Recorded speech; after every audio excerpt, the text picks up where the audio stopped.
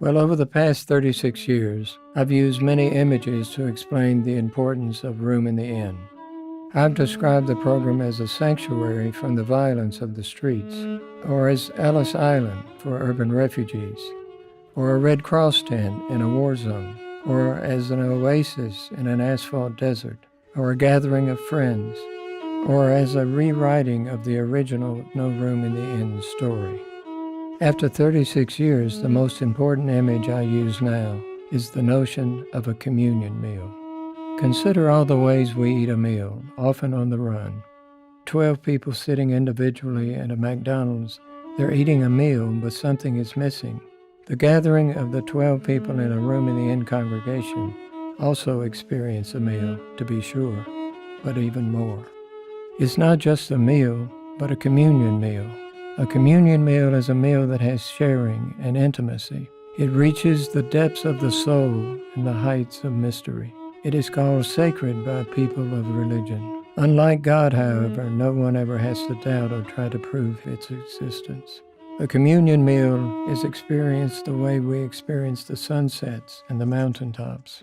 For 36 years, homeless and housed individuals have gathered to sit down and share such a meal. It has been a powerful element of grace and hospitality that has transformed thousands of lives. Regardless of the food, the chili, the lasagna, the salad, the corn, the drink, a room in the inn supper carries the force of the unleavened bread and unblemished lamb and choicest wine that were shared at those ancient Passover suppers and the Last Supper. Ultimately, such a meal contains the possibility of a communion with the God who is among us. For 36 years, people have come together to do this, reluctantly at first, for suspicions were plenty.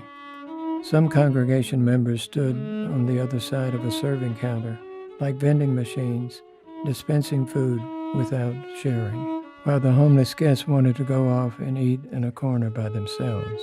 But the invitation of God to come, sit down, and eat together eventually won the hearts of all, and the miracle of a communion meal was born. Now, 36 years later, I believe it remains our most important connection.